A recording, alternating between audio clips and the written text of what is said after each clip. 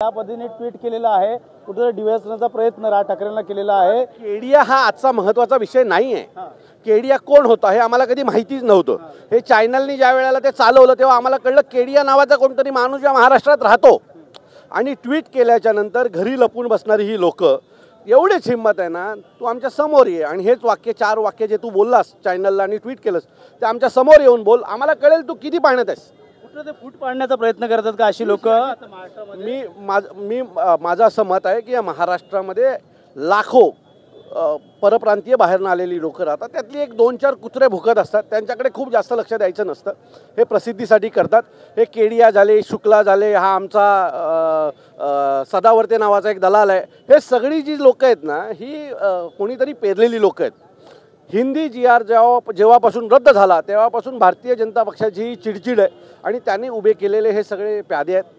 त्यांना जे काय बोलायचं आहे ते बोलू द्या। आम्हाला एक माहीत आहे की ह्यांची हिंमत आमच्या समोर येऊन बोलायची नाही आहे आणि ज्या दिवशी आमच्या समोर येऊन बोलतील त्या दिवशी हा त्यांचा शेवटचा दिवस असेल एवढं नक्की। मात्र अविनाशजी, तुम्ही पालघरमध्ये गेला होता, ते कावळा मराठीतनं बोलतो, ही देखील आठवण तुम्ही करून दिली। कावळा जर मराठी बोलू शकतो तर ह्या लोकांना का मराठी बोलता येत ना? माझं असं बिलकुल मत नाही आहे की सगळेच परप्रांतीय लोक ही मराठी बोलत नाहीत। आमच्या ठाण्यामध्ये आमचा राकेश जैन म्हणून एक आहे, उदय परमार म्हणून आहेत, अरे अस्खलित मराठी बोलतात, अस्खलित मराठी म्हणतात। मी तुम्हाला म्हटलं ना, हे पेरलेली जी भारतीय जनता पक्षाची लोक आहेत ना तेच ही लोक आहेत की हम हिंदी नहीं बोलेगा, हिंदी में मराठी नहीं बोलेगा, मराठी में बात नहीं करेगा आणि मग मार खातात आमची। कावळ्याचं उदाहरण तुम्ही दिलेलं, कावळ्याचं उदाहरण मी त्या कावळ्याला जाऊन भेटलो। खरं तर मी त्या कावळ्याला विचारणार आहे की तुला जर ठाण्यात बोलवलं तू येशील का आणि येऊन या लोकांची शाळा घेशील का? सो खरं तर आता आम्ही शिकवायच्या पलीकडे गेलोय, यांना कावळ्यांनी शिकवलं पाहिजे आणि कावळा यांना शिकवेल एक दिवस। काही कावळे, डोमकावळे काल देखील तुम्ही नाव नव्हता घेतले, का वाटतं येणाऱ्या काळात त्यांना मनसे स्टाईल पुन्हा दाखवली जाणार का?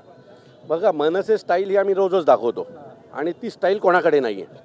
जिथे गरीब माणसावर अन्याय होतो तिथे महाराष्ट्र नवनिर्माण सेनेची स्टाईल ही लोकांना दिसलेली आहे, बरोबर आहे। आमची स्टाईल काय, आम्ही काय पिक्चरमध्ये हिरो बनण्यासाठी नाही आहे, कुठल्या तरी गरीबाला न्याय मिळवून देण्यासाठी आहे।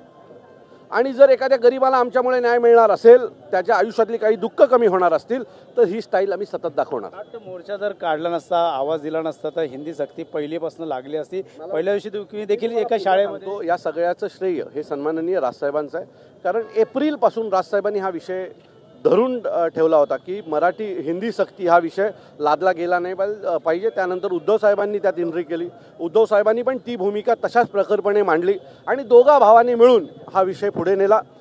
हा जर मोर्चा झाला असता ना, मोर्चा तर भूतो न भविष्यो असा मोर्चा झाला असता आणि हा मोर्चा संपूर्ण जगाने लक्ष केंद्रित करण्यासारखा हा मोर्चा झाला असता। या मोर्चानंतर ह्यांचं सरकार देखील पडलं असतं आणि त्याच भीतीने या लोकांनी हा GR जो रद्द केला आहे त्याची तीच भीती आहे। काल देखील फडणवीस म्हणाले की जशाच तशी कारवाई केली जाणार मीरा भाईंदर प्रकरणात, त्यामुळे ज्या पद्धतीने मारहाण केली ते चुकीचं आहे असं देखील त्यांचं म्हणणं आहे। माझं मत आहे, तो आमचा अपमान करत होता ते चुकीचं नाही का? तुम्ही आम्हाला मराठी भाषेला अभिजात भाषेचा दर्जा दिला, पुढे काय? त्यात एक कलम आहे की जर त्या भाषेचा कोणी अपमान केला तर त्याच्यावर गुन्हे दाखल करणार। का नाही त्या व्यापाऱ्यावर गुन्हा दाखल झाला? व्यापाऱ्यावर गुन्हा दाखल व्हायला पाहिजे होता ना। तर माझं फडणवीस साहेबांना माझी विनंती आहे, तुम्हाला आमच्यावर काय गुन्हे दाखल करायचे ते दाखल करा। आधीच्या सरकारने पण आमच्यावर गुन्हे दाखल केले होते, 2008-9 पासून आम्हाला गुन्ह्यांचा आमचा इतिहास आहे। पण पुन्हा सांगतो, आम्ही घेतलेले गुन्हे हे महाराष्ट्र हिताचे होते, गरिबांच्या हिताचे होते, मराठी माणसाच्या हिताचे होते आणि देवेंद्र फडणवीस साहेबांनी पण अनेक गुन्हे घेतलेले आहेत। ज्या वेळेला ते सत्तेत नव्हते त्यावेळेला त्यांच्यावरही अनेक गुन्हे झालेले आहेत। त्यामुळे आमची भावना ते समजू शकतात, परंतु दिल्लीकरांचा जो काही दबाव आहे त्यांच्यावर, त्या दबावापोटी ते म्हणाले असतील। आमचं दुःख हे देवेंद्र फडणवीस साहेब समजून घेत असतील, कारण त्यांच्यावरही 2014च्या आधी अनेक आंदोलनाचे गुन्हे ज्यांनी पाठिंबा दिलेला आहे त्या सगळ्यांचे आम्ही मनापासून आभार मानतोय आणि एक निश्चित सांगतो की आज तुम्ही मराठी भाषेसाठी एकत्र झालेला आहात। ज्या वेळेला तुम्हाला गरज लागेल त्यावेळेला सन्माननीय राजसाहेब तुमच्यासोबत उभे राहतील। फक्त शरदचंद्र पवार किंवा काँग्रेस नाही, आमचे रिपाईचे नेते ठाण्याचे खांबे, सुनील खांबे, संदीप खांबे हा कुटुंब पण आम्हाला येऊन जॉईन, यांना बोलवायला नाही लागलं। हे सकाळी चेकनाक्यावर स्वतः उभे होते एका मराठी माणसासाठी। मराठी माणसं एकत्र यावीत ही त्यांची इच्छा आहे, ते काही कुठल्या लालसेपोटी नाही आले ते आज इथे उभे राहायला। सो असे अनेक हजारो मराठी लोक आज तुम्हाला तिथे दिसतील। खरं तर हा मोर्चा व्हावा ही आमची इच्छा होती। मोर्चा जर झाला असता ना तर यांची लायकी महाराष्ट्रातल्या मराठी माणसांनी दाखवून दिली असती। तुमचं मत काय? मराठी माणूस, मराठी संस्कृती आणि मराठी भाषा याचा अपमान या महाराष्ट्रामध्ये जर होत असेल, संपूर्ण देशातून या राज्यामध्ये, महाराष्ट्र राज्यामध्ये अनेक राज्याची लोक इथे येऊन राहत आहेत, अनेक शेकडो वर्षापासून राहत आहेत, परंतु मराठी माणसाचं जर का अस्मिता आणि अस्तित्व संपवत असतील ती खेदाची बाब आहे. सर्व महापुरुष, मग छत्रपती शिवाजी महाराज असो, महात्मा फुले असो, डॉक्टर बाबासाहेब आंबेडकर असो, यांची मातृभाषा ही मराठी आहे आणि या मराठीनेच या देशामध्ये क्रांती केलेली आहे.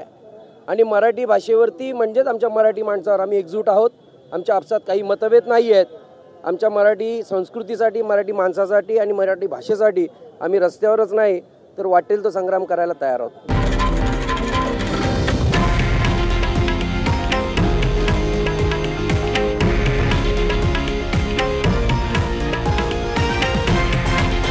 हे आहे देशातील नंबर 1 न्यूज नेटवर्क आणि आपण पाहत आहात TV9 मराठी, एकमेव.